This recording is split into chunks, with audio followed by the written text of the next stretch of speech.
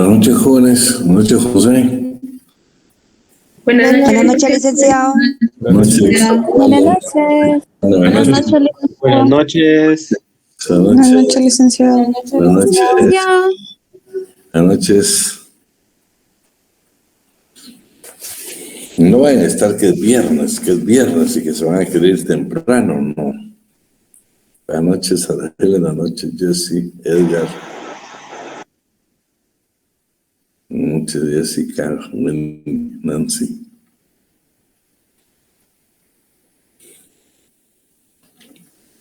Buenas noches, Carolina, Augusto, Brian, Leslie, Alexandra, Kaylee, Andrea, Jocelyn, Luis Fernando, Mayra Vega de Hernández, Brian Dávila, Javier, Scarlett Nelson, Ávila, Shirley, Pamela, Jasmine, Fernanda, Jessica, Oscar, Zaida, Amílcar, Jason, Laura, Vanessa, Sandra, Bernard. Buenas tardes, buenas noches, licenciado. Buenas tardes, saludarlos. Pero vamos a dar inicio, jóvenes. Inicio a saludarlos hoy. Si no, hasta que es viernes y el cuerpo lo sabe, porque lo que hoy quiero que el cuerpo sepa que hoy tienen derecho, hay que recibir derecho del trabajo. Y a segunda hora, ustedes. Sí, Lick. No, pero fíjate que todas las caritas que... ¿Cómo que? No, hombre, no, si todos tienen caritas así de santos y de santas, no creo que vayan a estar pensando ahí. Aparte con este frío que hay, mejor estar ahí donde están ahorita recibiendo la clase, tranquilos, unas tacita de café. No, así también cómodos son. Muy bien, Feliciana. Nada que responsable, súper. Qué rico chocolate. Ay, Dios mío, Bertolito. Café con pan, hay reginas y por eso el estómago sigue creciendo. Uy, de té, no, está bien, está bien. Magdalena, gran poder de Dios. No, ya lo sigamos. Bueno, ya la hora esta, pues es una hora de hambre a ustedes. Bueno, jóvenes, siempre hablando de la historia del derecho del trabajo, nos encontramos con el Tratado de Versalles, nos vamos a encontrar con la Constitución de Weimar y la Constitución de la República Española. El Tratado de Paz de Versalles dice que la consolidación del derecho del trabajo se producirá a partir del fin de la Primera Guerra Mundial. Las razones no necesariamente coinciden con un espíritu social dominante, por el contrario, podría afirmarse que es producto de una acción defensiva, temerosa frente al nacimiento en Rusia en 1917 como consecuencia de la revolución bolchevique, el primer estado socialista en el mundo. Versalles establece los primeros pasos del estado bienestar, evidente invento capitalista que permite la formación de la Organización Internacional del Trabajo que se constituye en la Conferencia de Washington en 1919 y cataloga los derechos sociales en la parte número 13 del tratado, cuya semejanza con el mensaje mexicano de 1917 es notable, o sea, la Constitución que regulaba esto al respecto. Pero este párrafo no lo subrayé, me pareció interesante a ustedes. No puede olvidarse que la guerra fue el enfrentamiento de países realistas y capitalistas en busca de mejores mercados. La derrota de Alemania y sus aliados resolvía el problema de origen, pero no en medio, sí hay, pero no. Aparentemente se resolvía el problema con la caída de Alemania y sus aliados. No, el problema realmente en materia laboral es la Revolución Rusa. Imagínense donde dijeron, bueno, señores, los trabajadores al poder a través del proletariado. Ese era para el sistema imperialista y capitalista en los países en el mundo, era precisamente la dificultad más seria que se podía enfrentar. Lo importante es que dio este Tratado de Versalles es prácticamente el preámbulo, lo que le dio vida a la Organización Internacional del Trabajo. Y por supuesto, los tratados y convenios internacionales de la Organización Internacional del Trabajo, muchos ratificados por Guatemala y por otros países, han cambiado la historia del derecho al trabajo. Han tratado de mantener y de tener una legislación internacional para ver precisamente los problemas, las dificultades y aquellos derechos que tiene la clase trabajadora como tal. ¿Qué mejor un organismo internacional como la OIT para velar por los derechos humanos del derecho del trabajo? Eso es importantísimo. Entonces el Tratado de Versalles jugó un papel importantísimo precisamente para crear el ambiente de la Organización Internacional del Trabajo. Luego también en Alemania aparece la famosa Constitución de la República de Weimar. Esto fue en 1919 y precisamente de ella se hablaba de derechos sociales como la libertad de coalición, o sea, la libertad como de sindicalización, solo que acuérdense que la coalición es ya el permitirnos a nosotros los trabajadores reagruparnos, unirnos, y son trabajadores coaligados. De hecho, nuestra legislación todavía habla de trabajadores coaligados. O sea, en muchos lugares no hay sindicatos, pero sí la ley permite algunos derechos de los trabajadores coaligados.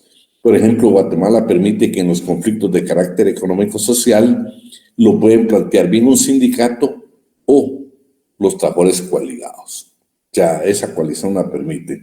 Imagínense ya en Alemania en 1919, pues ya era parte de su constitución. La seguridad social, la implantación internacional de una reglamentación que garantice a la clase obrera de todo el mundo un mínimo de derechos sociales, que se discutió precisamente en Versalles, el derecho al trabajo, el seguro de desempleo. Imagínense, son coberturas que la tenía la Constitución de 1919 en Alemania. En España, por supuesto, aparece la Constitución del 1931, que precisamente tiene en sus artículos aspectos tan importantes para la clase trabajadora como la libertad y la justicia, la libertad sindical. Tenía muy buenas anotaciones. El problema es que en España realmente no pudo desarrollarse su constitución debido a que tropezó con una guerra civil, que eso le perjudicó muchísimo y había una dictadura. Eso mermó la democracia y los derechos de la clase trabajadora, y que a pesar de que estaba en una constitución, habían derechos consagrados, pues no se pudieron desarrollar. Pero lo importante es que, si se dan cuenta, México en 1917, Alemania en 1919, España en 1931, la Organización Internacional del Trabajo en 1919, fue la época donde realmente se lograron reivindicaciones y una normativa, un derecho del trabajo más amplio precisamente para defender a la clase trabajadora. Luego tenemos algunas crisis, fascismos y consolidación del derecho al trabajo. La crisis y el fascismo permitió precisamente que el derecho al trabajo en esta época haya vivido su mejor momento, tanto el derecho al trabajo como la seguridad social, el bienestar de los poblados, de los habitantes de varias repúblicas, el bienestar de la clase trabajadora. O sea, esa crisis y el fascismo le permite mejor desarrollo. No sé si alguien me quiere apoyar con la lectura de lo que está subrayado. Por favor. Si gusta, Yolik. Si El resto. Dejamos José, dejemos a José Pamela. Gracias, Nick. Pamela, después damos. Gracias. Crisis, fascismo y consolidación del derecho del trabajo. El resto de la historia es bien conocido. La presencia del fascismo en Italia y la crisis de 1929 en los Estados Unidos de América. La aparición del nazismo en Alemania y la invasión de Etiopía por los italianos y la guerra de España, y en medio las conquistas violentas de los nazis. Austria, Checoslovaquia y al final Polonia desataron la guerra mundial y el gran drama de la humanidad con 60 millones de muertos. La paz con derrotas económicas en los dos lados provocó un esfuerzo de reconstrucción que regeneró las viejas conquistas obreras y colocó al mundo en la posición del pleno empleo. con las economías del tercer mundo en un proceso de desarrollo sostenido. El estado de bienestar vivió su mejor momento y con el derecho del trabajo y la seguridad social. Ya fueron los mejores momentos del derecho al trabajo. Ahora vamos en Guatemala, siempre hablando de la historia. Por supuesto, para esto tenemos que consultar nosotros a Mario López Larrabe. César Augusto, creo que tenés encendido por ahí tu micrófono.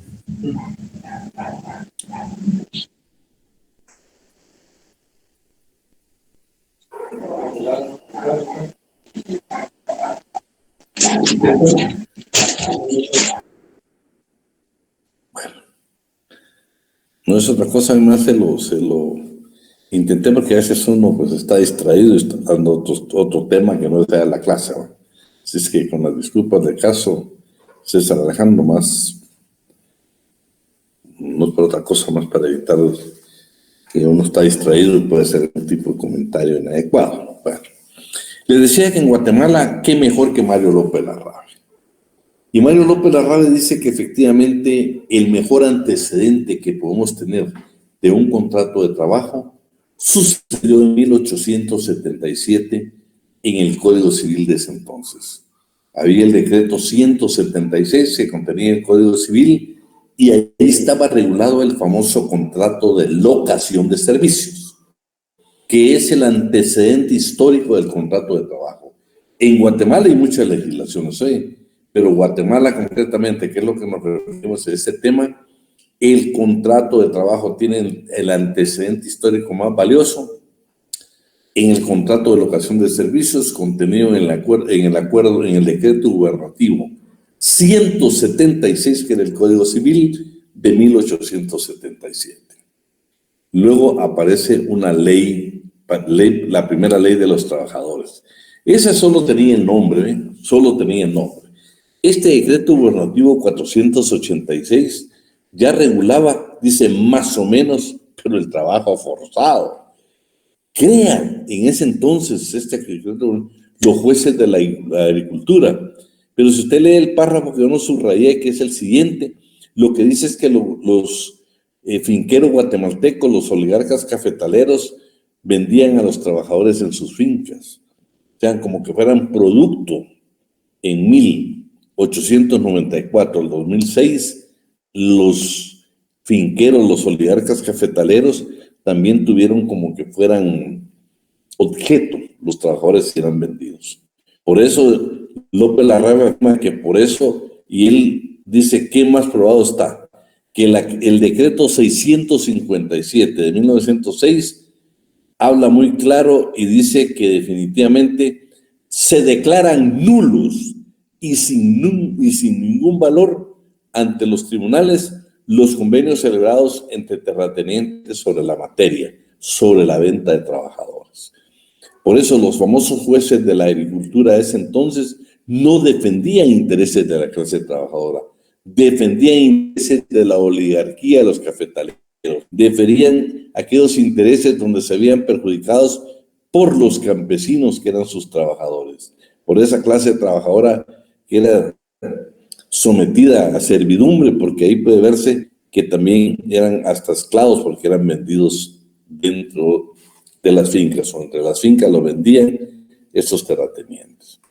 Luego aparece la ley protectora de obreros, que sí creo que es un buen antecedente, porque habla un poco del régimen de seguridad social. Claro, no está hablando del Instituto Guatemalteco de Seguridad Social. Posiblemente había una que otra norma que hablaba sobre qué ligero algo de enfermedad, posiblemente algo sobre accidente, algo mínimo, o posiblemente hablaba algo relativo, por ejemplo, yo les digo a las mutualistas que traían un tipo de beneficio para la clase trabajadora, para la población en general.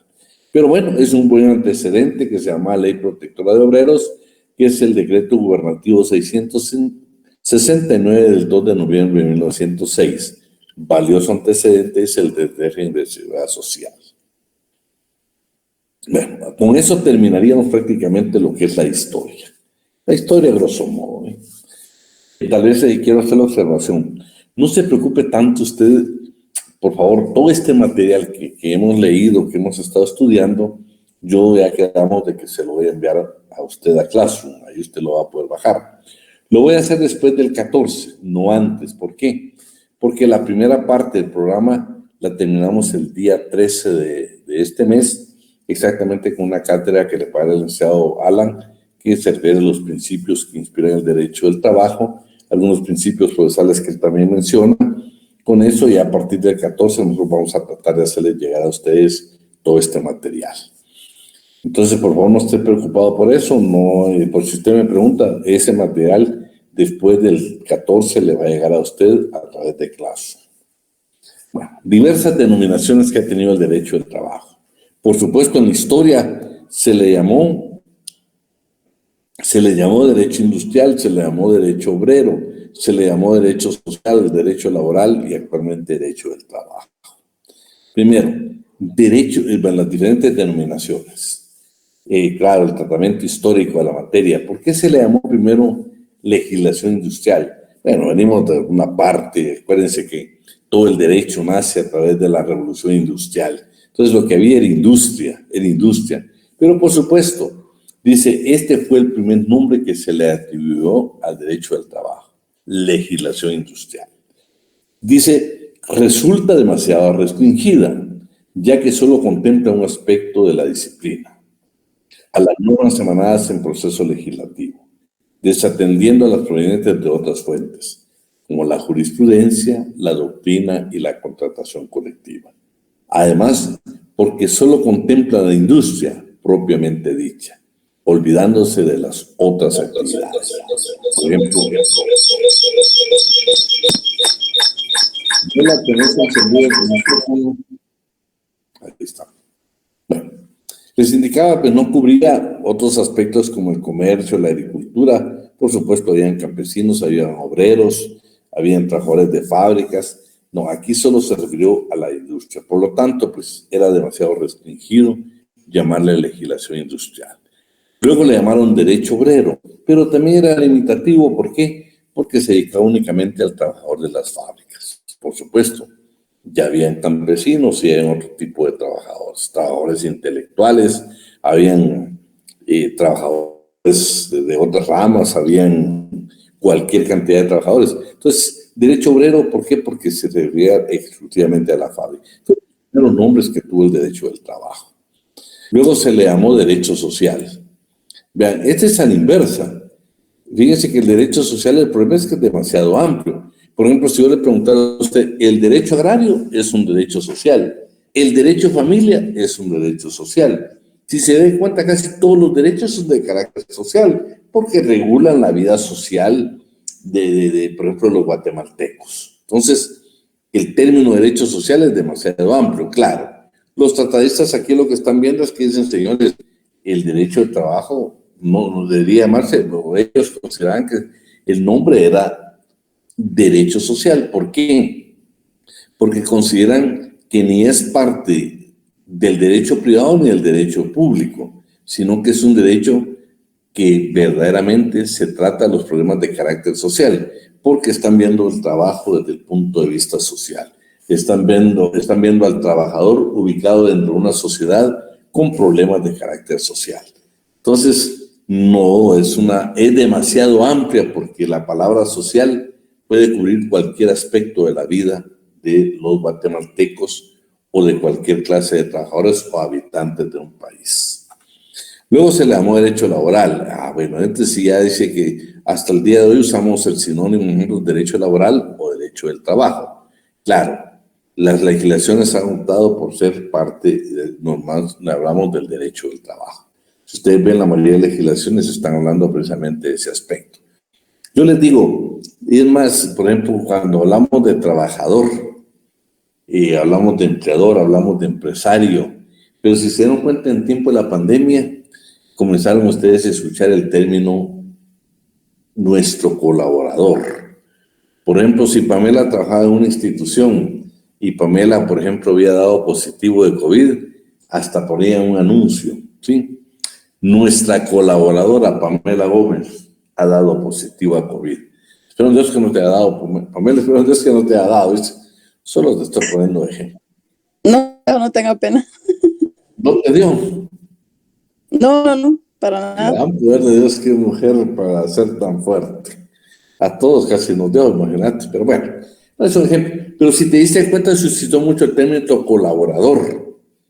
A mí en lo personal me choca porque yo de colaborador no soy trabajador, pero de repente Adrián Ortiz está un poco rezagado en lo evolutivo del derecho del trabajo y de repente ya no van a decir trabajador sino el colaborador, ¿va?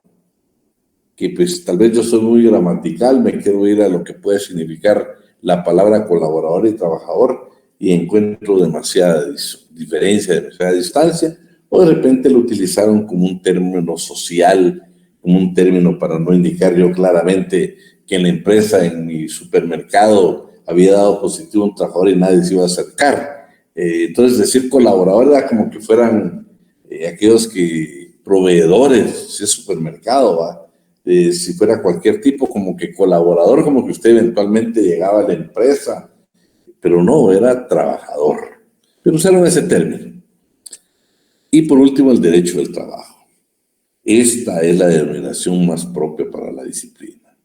Néstor Reboel dice que esta denominación es la que ha tenido mayor aceptación entre los tratadistas. En rigor, no es una denominación plenamente satisfactoria. Vean lo que dice. ¿Por qué? Porque ya hay instituciones del derecho del trabajo que ya no se refieren al trabajo. Por ejemplo, cuando hablamos de la previsión social. Fíjense que todavía Guatemala y muchos países tienen la previsión social. Dentro de la previsión social usted va a encontrar la vivienda, va a encontrar el empleo, o sea, la colocación de empleo, que sabemos que está por esas agencias están prohibidas, va a encontrar la recreación de los trabajadores, va a encontrar la seguridad de los trabajadores, va a encontrar la formación y capacitación de los trabajadores, y ya se imaginan entonces, ya el derecho del trabajo tiene que cubrir también esos aspectos. En Guatemala hay muchas legislaciones, por ejemplo, dentro de la previsión social también está la seguridad social. Ya muchos países han separado la seguridad social. De hecho, un país de América Latina tiene la seguridad social y luego tiene como una subdivisión la previsión social. Pero en Guatemala, en previsión social vamos a ver habitación, formación y capacitación, recreación y seguridad social. Esas son los que nosotros vemos. Entonces, si se dan cuenta, pues ya cuando ustedes ven, ya se hablan juzgados de trabajo y previsión social, salas de trabajo y previsión social, ¿sí? Ya nuestro código habla normas de trabajo y de previsión social. Ya habla de que, por ejemplo, nuestro código dice que el Instituto Guatemalteco de Seguridad Social y el Ministerio de Trabajo van a coordinar lo relativo a la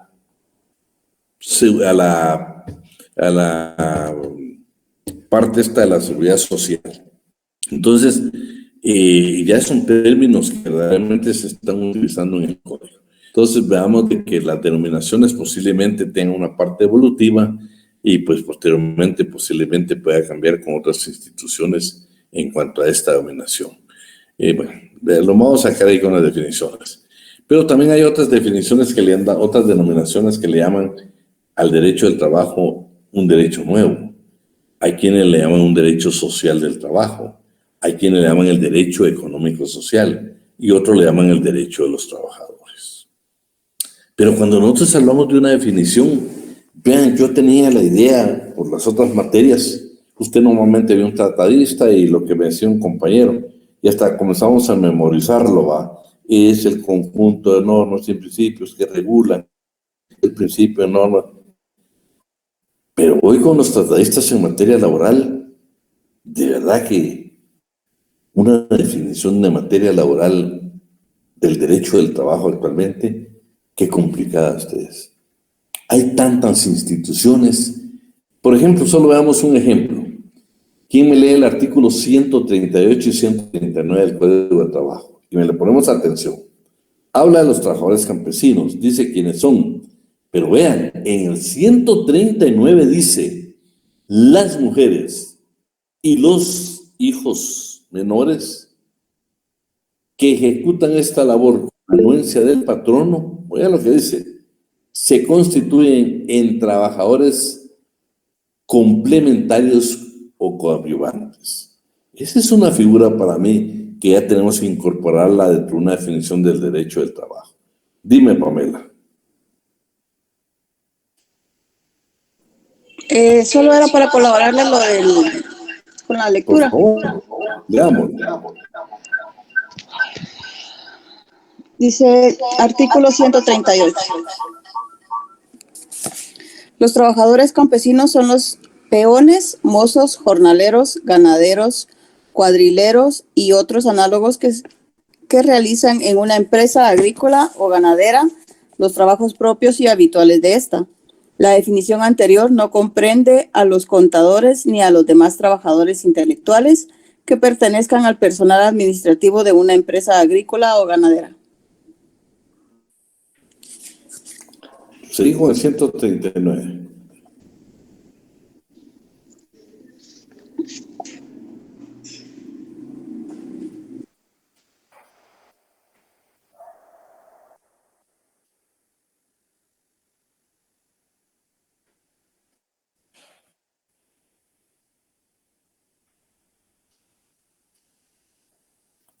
Pamela. ¿Qué manda? 139. Ahorita le doy lectura al 139. Artículo 139. Todo trabajo agrícola o ganadero desempeñado por mujeres o menores de edad con anuencia del patrono da el carácter de aquellas o a estos trabajadores campesinos, aunque a dicho trabajo se le atribuya la calidad de coadyuvante o complementario de las labores que ejecute el trabajador campesino, jefe de familia. En consecuencia, esos trabajadores campesinos se consideran vinculados al expresado patrono por un contrato de trabajo. Bueno, vean lo interesante. Por ejemplo, ahí habla de trabajador coadyuvante complementario, habla de los menores y las mujeres. Y esas circunstancias con una definición las tenemos que aplicar. Pero bueno, vamos a ver la dificultad que tenemos para definir qué es derecho del trabajo. Vamos a ver cómo los tratadistas dicen, señores, para poder buscar una definición la tenemos que buscar con sus fines, con su sujeto. Bueno, vamos a ver la dificultad que se tiene. Pero la dificultad que tenemos de buscar su origen etimológico. Por favor, ¿quién nos apoya ahí? Nancy, por ahí vi que levantaste la mano. Oye, mi Anaí. Buenas noches, licenciado. Buenas noches. Origen etimológico de la palabra trabajo. En relación con la determinación del origen de la palabra trabajo, hay distintas opiniones. Ciertos autores apuntan que el término proviene del latín travis, que significa traba, y esto es así debido a que para algunas personas el trabajo representa una traba, porque conlleva la realización de un esfuerzo. ¿Sigo, licenciado? Sí, por favor. Otra corriente lo ubica dentro del griego tribu, que significa apretar, oprimir o afligir. En el diccionario de la lengua española se le define como el esfuerzo humano aplicado a la producción de la riqueza. Se entiende por trabajo toda actividad humana, intelectual o material, independientemente del grado de preparación técnica requerido por cada profesión u oficio. Bueno, si se dan cuenta, desde el origen de la palabra trabajo, ya tenemos dificultades para poder buscar una definición. Porque pues tenemos tres posiciones bien claras, bien precisas, incluyendo México, que define cómo debe ser el trabajo. Entonces vamos ahora a lo que son las definiciones, ¿sí? Hay distintas posturas sobre la forma en que debe atribuirse una definición a nuestra materia. Diversas posturas para decir cómo definimos el derecho del trabajo. Algunos opinan que se tiene que dar al iniciar el estudio de la disciplina. O sea, como primer tema, cuando nosotros comenzamos derecho laboral, busquemos la definición. Y el problema es el siguiente. Para que sirva de esta manera nos sirva de guía durante todo nuestro estudio. Pero hay otros que sostienen que primero se van a conocer los elementos de la disciplina y posteriormente introducirlos a una definición. Eso es más lógico. ¿Por qué? Porque al final del curso usted va a tener su propia definición. Entonces ya no va a pensar, es el conjunto de normas y principios de seguro, no. Ya con todo lo que hemos visto, usted dice, pues ya qué complicado va. Porque dice, es el conjunto de normas. Ya agregaríamos nacionales e internacionales. ¿Será que normas? Porque también algunos no le llaman normas, sino hay algunas disposiciones legales. Bueno, con todo lo del COVID, los protocolos, vemos tantas cosas que ya la definición del derecho al trabajo se vuelve sumamente complicada. Entonces, al final usted va a tener su propia definición de acuerdo a las diversas instituciones del derecho al trabajo que vamos a analizar. Guillermo Cabanellas dice, señala que para fijar una definición del derecho del trabajo se debe de tomar en cuenta distintos aspectos, como su naturaleza jurídica, la autonomía, los sujetos y el objeto. Por ejemplo, la naturaleza jurídica del derecho del trabajo dice que es una rama del derecho público. La autonomía dice que en materia laboral no existe autonomía de la voluntad, porque el Estado da las normas cómo celebrar un contrato de trabajo, da las normas cómo prestar una relación laboral, da las normas de que el patrono, de qué obligaciones tiene y qué prohibiciones tiene, igual que la clase trabajadora, y se deben de cumplir como tal. Entonces no es como, por ejemplo, un contrato de arrendamiento, donde César Alejandro y Anaí Cruz, por ejemplo, van a hacer un contrato de arrendamiento. Pues César dice, en mi casa, pues yo se la quiero rentar en 5,000 quetzales. Y si Anaí está de acuerdo, pues se la va a rentar. Y si no, pues ahí termina. Hay autonomía de la voluntad. Jamie de querer rentar en lo que ella considera que puede pagar y César en lo que quiere que se le pague. Pero en materia laboral, ustedes no pueden decir, mira, vas a trabajar para mí y te voy a pagar 3,000 quetzales. No se puede, porque en Guatemala hay un salario mínimo, ¿sí? No pueden decir, mira, como estoy comenzando mi empresa, entonces, ¿sabes qué, César? No te puedo dar 15 días de vacaciones, como estoy comenzando, te voy a dar 10. No lo permite la ley. No poder renunciar como trabajador a ningún derecho que te otorga la ley. Y el patrono no puede disminuirle ningún derecho al trabajador, porque el artículo 12 dice que son nulas de pleno derecho cualquier disposición que te o menoscabe las garantías mínimas que la ley otorga a la clase trabajadora. Entonces no existe la autonomía de la voluntad. Los sujetos, por supuesto, nosotros estamos sujetos a patrón y trabajador, pero hay intervención del Estado a través de la Inspección General de Trabajo, de hecho de la Dirección General de Trabajo. En el momento de celebrar un contrato de trabajo, nosotros necesitamos registrarlo, pero antes que nos lo aprueben y que después lo registren. Los derechos que nos da a nosotros, por ejemplo, de formar un sindicato, bueno, tantas cosas, y el objeto. Entonces, vamos a ver los diferentes criterios. Vean, pues, por ejemplo, para tratadistas como Gali, dice, señores, para buscar una definición o para hacer una definición del derecho del trabajo, debemos de manejar los siguientes criterios. Por ejemplo, puede ser que yo tenga una definición y voy a tomar como referencia los elementos generales del derecho. El mismo Gali dice también hay quienes tienen como criterio referente a un contrato de trabajo. Hay quienes tienen las relaciones jurídicas de trabajo. Pero veamos el contrato de trabajo. Alguien que me dé el artículo 18 del Código de Trabajo. Primera parte nada más. ¿Alguien tenga por ahí su código? El primer párrafo, licenciado. Sí, por favor. Artículo 18. Contrato individual de trabajo, sea cual fuere su denominación, es el vínculo económico jurídico mediante el que una persona, trabajador, queda obligada a prestar a otra, patrono, sus servicios personales o a ejecutarle una obra, personalmente, bajo la dependencia continuada y dirección inmediata o delegada de esta última, a cambio de una retribución de cualquier clase o forma. Bueno, mi pregunta es, fíjate pues, el código regula una relación exactamente de carácter de subordinación, ¿sí? De subordinación.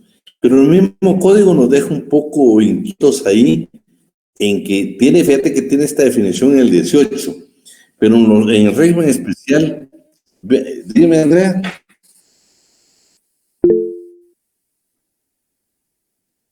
Andrea, Ruiz. No, creo que sí. Perdón, disculpe. Tener de un cafecito con unas champurradas. Bueno, por favor, veamos qué dice el artículo 156 del Código de Trabajo. De subordinación bajo la subordinación del patrón o su representante. Pero vamos que es el 156 del Código de Trabajo. Dime, Sandra. 56, dijo.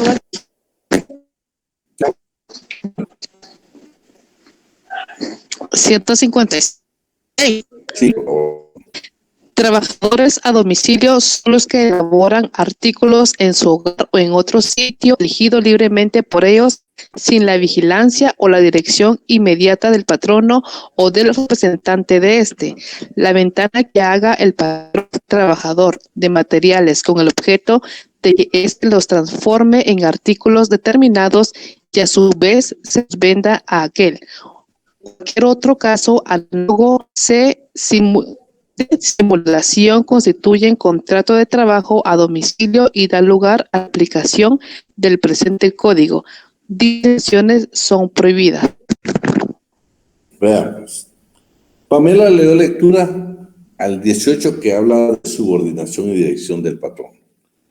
Sandra le dio lectura a una especialidad, a un trabajo especializado, que como es el trabajo domicilio no va a tener la dirección, no va a tener la supervisión ni el patrón ni de su representante. Diferentes. Entonces, en el momento que nosotros queramos elaborar una definición, tenemos que tener en cuenta los dos aspectos. Yo hice una pregunta. ¿Un limpiabotas es trabajador, sí o no? ¿O es patrón? ¿Qué dice?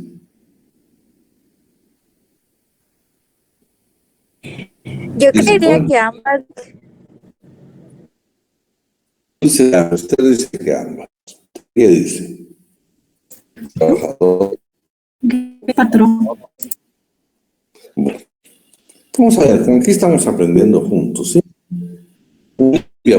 ¿Es patrón o es trabajador? ¿Qué es?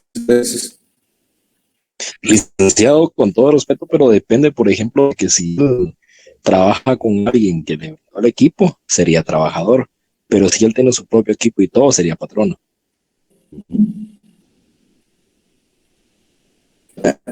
No, un limpiabotas, su función de trabajo es un trabajador, no es un patrón porque no es no tiene la definición de lo que gana es totalmente diferente, ¿no? Entonces lo que es un trabajador independiente, no es un trabajador con subordinación, no es un trabajador independiente. También vamos a encontrar trabajadores en la economía informal. Si se dan cuenta, todos esos trabajadores no lo regula el código, no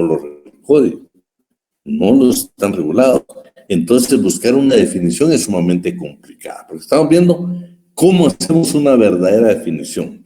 Entonces, Gali dice, bueno, hay que tomar de referencia los elementos generales del derecho del trabajo. Vamos a ver que tampoco. Vamos a tomar el contrato de trabajo, tampoco, porque si es un trabajador independiente, vamos a poder.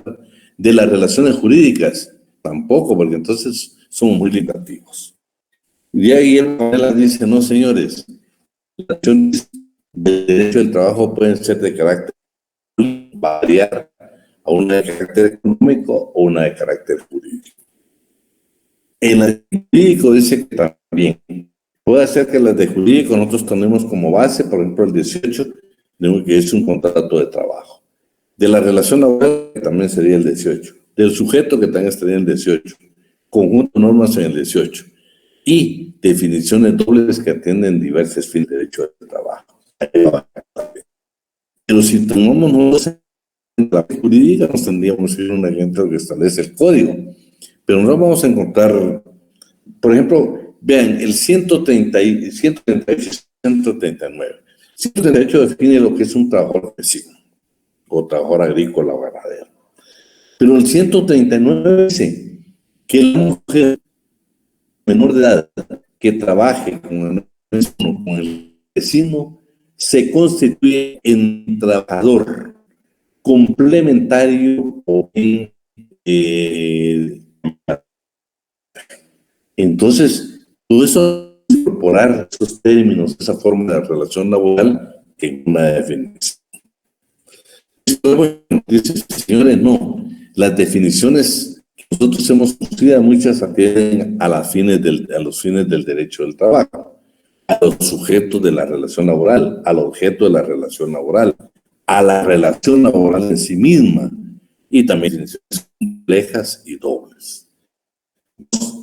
¿Cómo se consideran son estas definiciones para definir qué es el derecho del trabajo? Vean lo que dice Urbina. ¿Alguien que me ayude a leer ahí, por favor?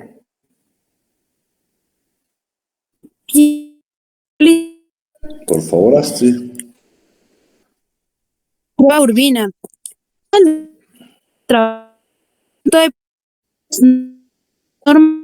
Instituciones protegen, dignifican, que tienen para la realización de su destino histórico. No se legislación laboral es sustentadas en el sentido de que los trabajadores necesitan protección. Los patrones para el maestro de la prueba, el nuevo derecho es la norma que propone justicia, el equilibrio de las relaciones entre el capital. Esta definición es completa y abarca a la generalidad de situaciones, aun cuando omiten las relaciones que son de trabajo capital, por ejemplo, desde el servicio doméstico, caso en cual la relación es de persona a persona. O sea, no es de trabajo capital, sino es de persona a persona, porque nadie tiene en su casa una trabajadora de casa particular o trabajo doméstico con fines lucrativos. Nosotros normalmente no son que colaboran, contribuyen a las labores de la casa, pero el hecho que, por ejemplo, que tenga alguien en la casa no te va a generar ningún tipo de ganancia, a diferente fuera que tuvieras un negocio de producto, porque es ganancia. O sea, la trabajadora te va a generar riqueza, te va a generar ingresos, pero la casa particular no te va a dar ningún ingreso. Entonces, esta definición, por más que la tenga muy buenas expectativas de la parte de veamos hoy a los aspectos. Por favor,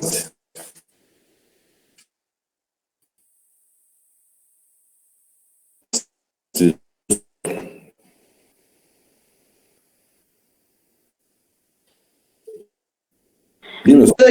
Atendiendo a los sujetos de la trabajo. Alfred Nipper consideran que el derecho al trabajo es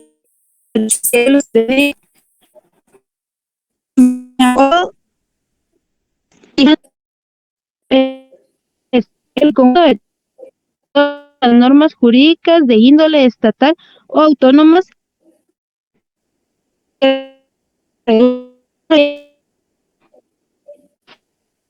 trabajadores, empleadores o de cualquier asimiladas por a los trabajadores. La ley define el uso de las normas jurídicas que se refieren a esas trabajadoras.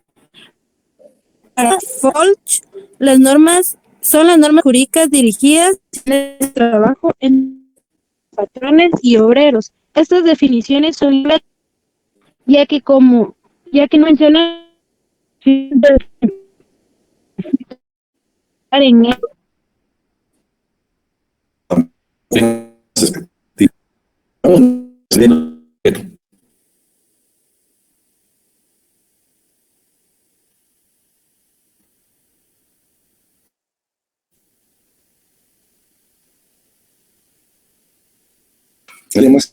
Definiciones que adhieren al objeto de la relación de trabajo.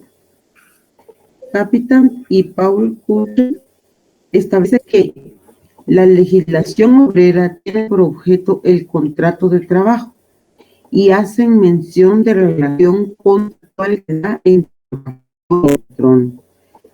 Rafael, por su parte, concibe al derecho del trabajo como el conjunto de normas que se aplican al derecho social, trabajo, tanto por lo que toca a las relaciones entre quienes intervienen y con la actividad general, como el mejoramiento de los sociales. Es decir, que este tipo de definiciones son limitativas y restringen en medida el de nuestra disciplina, pues en ello no se hace referencia a los fines del derecho y solo se llama el trabajo. Por favor, aprovechemos son. Cuatro definiciones que atienden a la mismo.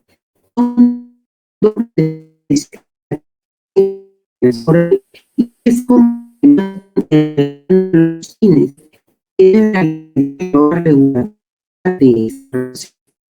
de modo. Ali afirma que el derecho del trabajo es el conjunto de principios y de normas que regulan las jurídicas privadas de la prestación, privada de la prestación subordinada retribuida de la actividad humana. Utija considera dentro de este grupo el conjunto de principios y de normas que regulan las relaciones de empresarios y trabajadores y de ambos con el Estado a los efectos de la producción y de la del trabajo. Esta definición tiene la relación reguladora y los fines de las normas. Daniel Anto señala que puede definirse el derecho del trabajo como un conjunto de principios doctrinarios y decisiones positivas nacionales e internacionales que regulan las relaciones del capital con el trabajo. Fíjate que aparte ¿y qué pasa con la presión social? ¿Qué pasa con la seguridad social? ¿Qué pasa con la recreación del trabajador? No resuelve nada.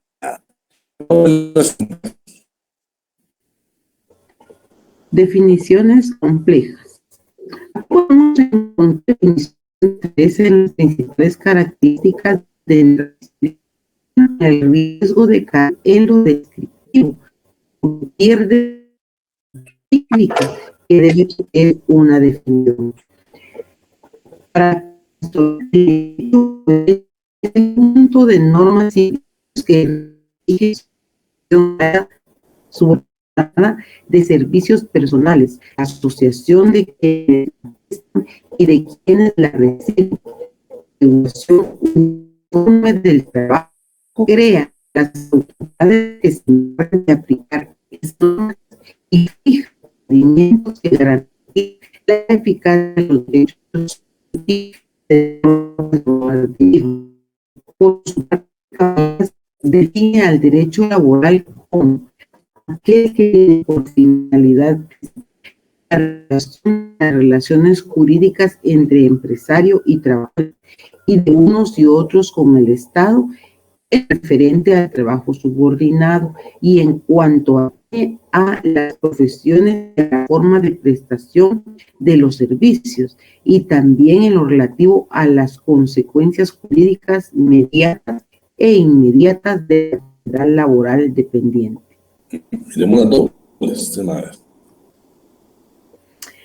6 definiciones dobles. Este sistema siguen los autores que es necesario distinguir entre el derecho laboral en sentido amplio y doctrinal y el derecho laboral en sentido jurídico o estricto. Alonso García da una solución. En sentido amplio doctrinal, derecho del trabajo es el conjunto de normas reguladoras de la prestación de un trabajo personal y libremente realizado por cuenta ajena, mientras que en sentido estricto o jurídico positivo, derecho del trabajo es el conjunto de normas reguladoras de la acción de un trabajo realizado por cuenta ajena y en situaciones de subordinación. Diferencias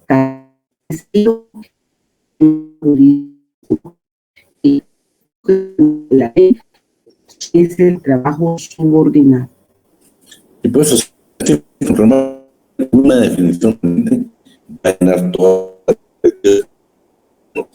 pero la más acertada, la dice el licenciado Landelino Franco, incluye la parte que le falta muchos de la norma de y veamos el licenciado César Landelino, que es un académico, que lamentablemente él falleció, pero por cierto, para mí ha sido el mejor profesor que tengo en la facultad en los últimos años y pues dejó mucho en sus libros en materia laboral y esta definición que tiene él precisamente uno de los. Por favor, tome.